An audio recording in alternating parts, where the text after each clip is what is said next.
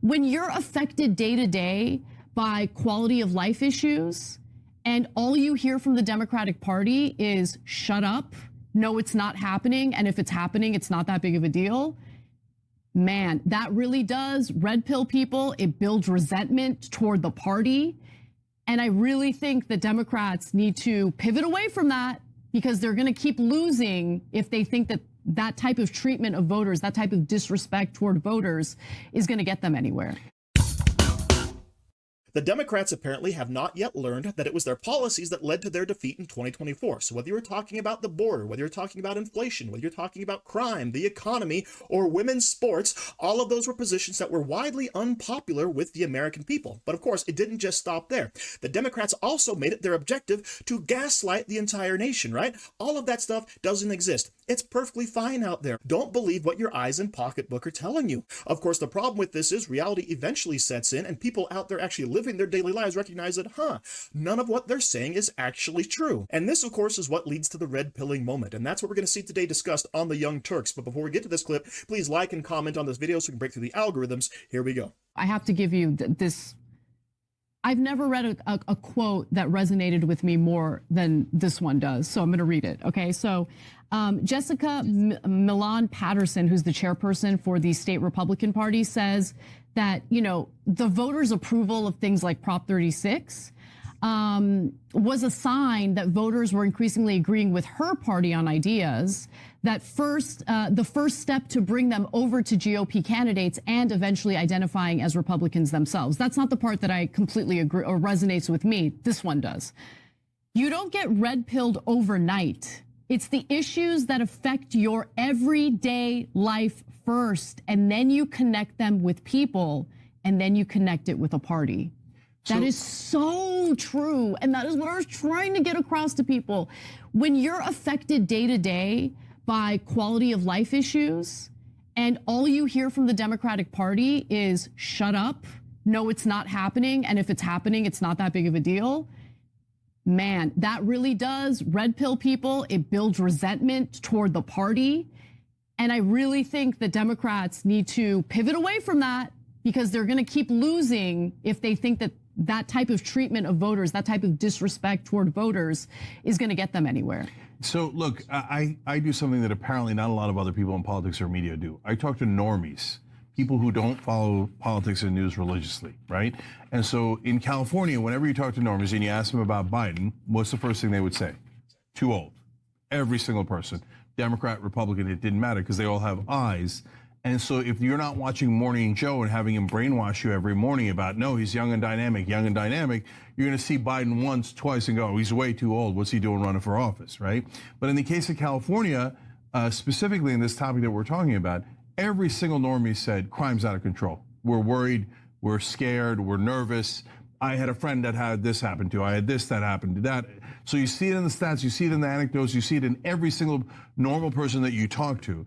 So when our side said no, they're all being, nervous Nellies for no reason. They're imagining it. What it did was it doubled down on their anger towards Democrats. Because they said, number one, I'm angry at you because there's crime and you're not doing anything about it. And number two, when you gaslight me and tell me there is no crime, then I'm starting to get mad at you, right? Yep. And so that's when the red pilling happens. Yeah. So we're trying to block that, stop that from happening. And you've seen some of the fights that have happened on our side. So yeah, all true, and exactly like I said, people out there living their daily lives, in this case California, are experiencing a rise in crime. But of course the Democrats are denying this. They'll say the crime is down and you're crazy if you think otherwise. But of course you have this resounding vote where your average Californian rejected the whole premise, right? They can see that things are out of control, and it was the policies of the Democrats that got them there. That of course is what led to Donald Trump actually making some gains, surprisingly, in these California blue areas. But I want to point out something interesting that Cenk said right there at the end. He wants the Democrats to stop this madness because he wants to stop the red pilling of the people of California. Not because it's obviously bad policy, not because it leads to misery of the constituents, right? But because it leads to them losing elections, right? That's what Cenk apparently is most worried about. But don't worry, Cenk, California is in no danger of turning red. People will just rather move away than try to fix the state. However, some people are just apparently gluttons for punishment, and even when policies of the left ruin their lives and their businesses, they're still going to go out and support them. It's a hard post, but Bebop will be closing this year. Our last day of being open will be December 31st, and we'll have a New Year's Eve party here. It's all are welcome. Yeah, we just never got back after the pandemic, not really.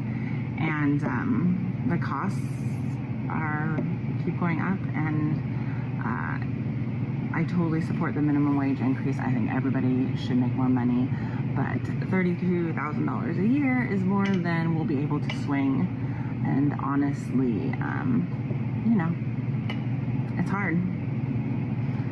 It's hard. So, and thank you.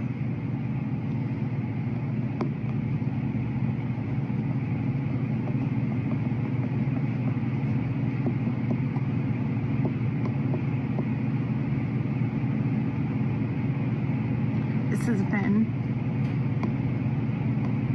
the best. And thank you for everyone who has reached out to me. And thank you for everyone that has worked for me and made this possible. I'm super proud of myself and what we did here. And I got to live a dream.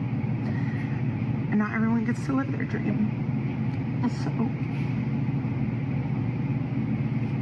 So this comes to us from Seattle, Washington, right? Another bastion of the left. And they've just enacted a $20.75 minimum wage, right? Mandatory minimum wage. And so the Bebop Waffle House is now closing down after 10 and a half years of serving her community, okay? And you can tell, I don't mean to laugh, but you can tell this woman is crushed, right? Her business is gone. It was obviously hurt during the pandemic, like she said.